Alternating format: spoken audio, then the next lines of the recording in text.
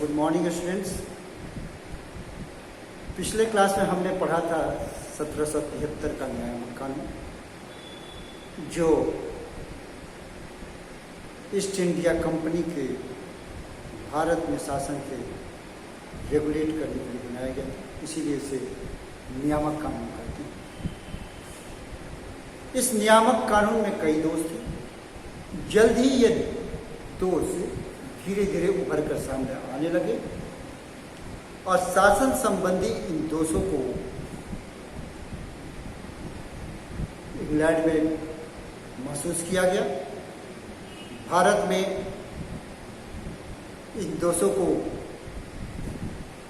हमने देखा था कि किस तरह ऐसा शासन का दौर चला जिसमें शोषण थी, लूट थी, प्रताड़ना थी।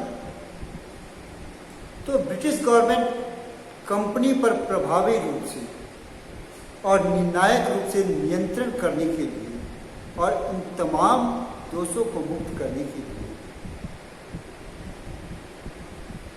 एक कानून बनाने के लिए अग्रसर हुई थी। मगर इसके बैकग्राउंड में अगर जाते हैं तो हम पाते हैं कि ईस्ट इंडिया कंपनी एवं उसके विरोधियों के बीच भी मतभेद बढ़ते जा रहे थे, जिसे सुलझाया नहीं जा सकता था। सुलझाने की कोशिश भी की गई, परंतु वह असफल रही। कंपनी के विरोधी और भी मुखर होते गए और भी शक्तिशाली होते चले गए। ऐसे परिस्थिति में कंपनी और उसके भारतीय अधिकार क्षेत्र में प्रशासन को सुचारू रूप से चलाने के लिए, यानी कि भ्रष्टाचार और दमनकारी शासन से मुक्ति पाने के लिए और प्रशासनिक रूप से कंपनी पर नियंत्रण स्थापित करने के लिए एक अगला प्रयास किया गया। इसके पीछे एक और भी कारण था। अमेरिका में वॉर ऑफ इंडिपेंडेंस शुरू हो गया और इसके चलते अमेरिका के 13 उपनिवेश जो इंग्लैंड के उपनिवेश थे उसके हाथों से निकल गया। इंग्लैंड को बहुत भारी आर्थिक नुकसान हुआ और वह भारत में चाहता था कि उस पर नियंत्रण किया जाए अपने अधिनियम के माध्यम से, ताकि आर्थिक रूप से इंग्लैंड को संपन्न बनाया जा सके और भारत के साथ साथ ईस्टर्न वर्ल्ड में अपना वो अधिकार और दबदबा कायम कर सके। जैसा कि अभी मैंने बताया कि जब रेगुलेटिंग एक्ट की आलोचना बढ़ती चली गई और ब्रिटिश पॉलिटिक्स में उतार चढ़ाव जब आने लगे, तो इंग्लैंड के प्रधानमंत्री, जिनका नाम था विलियम पिट द यंगर, इन्होंने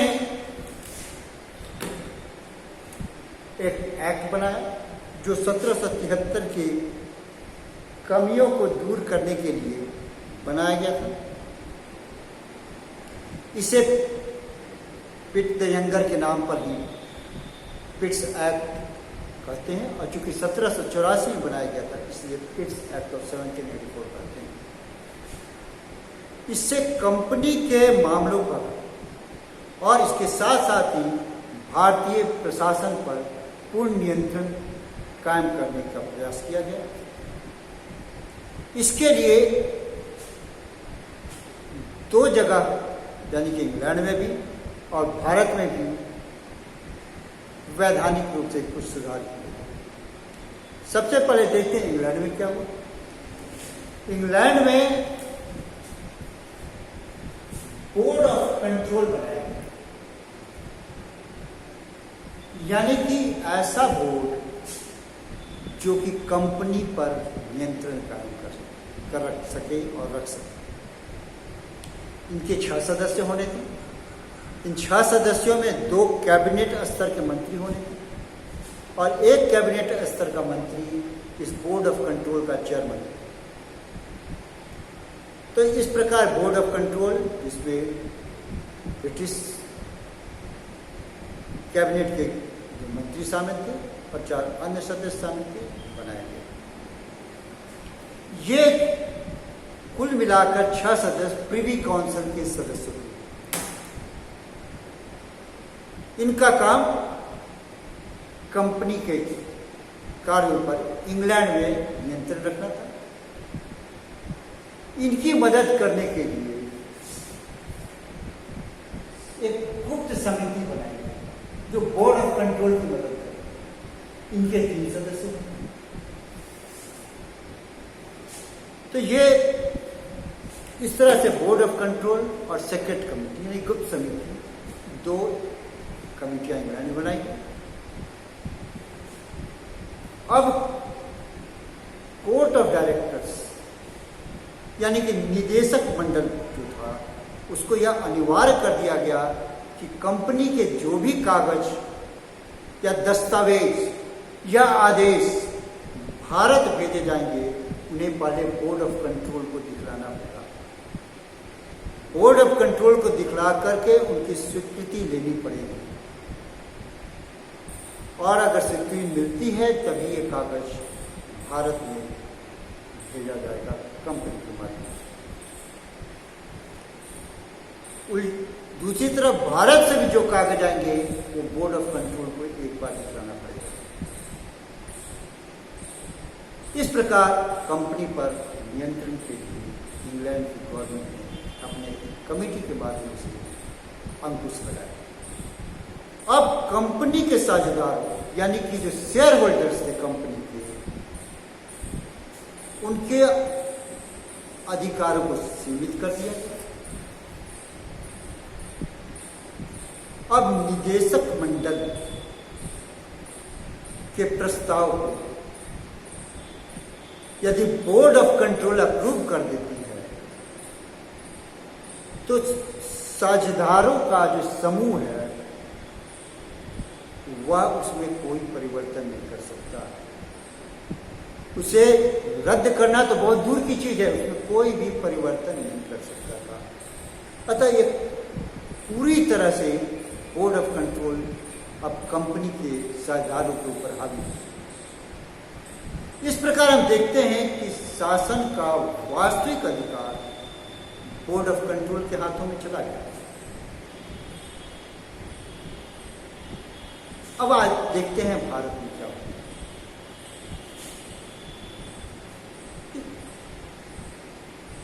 भारत में एक गवर्नर जनरल की पोस्ट जो पहले से चली आ रही है, इसके 4 सदस्य हुआ करते थे। जब तक मैंने देखा था 1773 के रेगुलेटिव में। अब उन सदस्यों की संख्या घटा करके 3 कर दी। जब ये लागू किया गया था 1784 में, उस वक्त हेस्टिंग्स को गवर्नर जनरल बनाया गया। अब गवर्नर जनरल के ऊपर इनडायरेक्ट रूप से बोर्ड ऑफ कंट्रोल का अधिकार था, जो कंपनी के साझेदारों के माध्यम से होता था, क्योंकि अब उसे मार्गदर्शन, संचालन,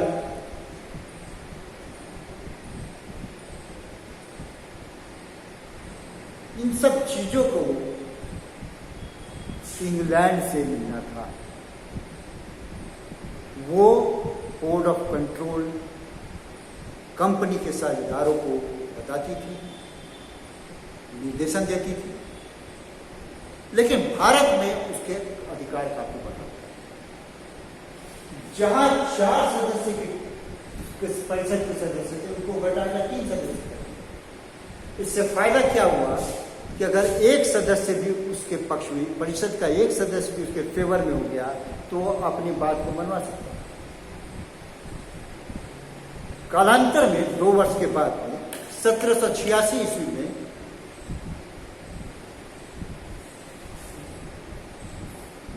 लॉर्ड कर्नवालिस भारत का कंपनी का गवर्नर जनरल बनकर आया। ईस्ट इंडिया कंपनी का गवर्नर जनरल अब लॉर्ड कर्नवालिस, जो 1786 से 1793 तक रहा। इसको दो एक्स्ट्रा अधिकार दिए गए। पहला कि यह विशेष परिस्थितियों में परिषद के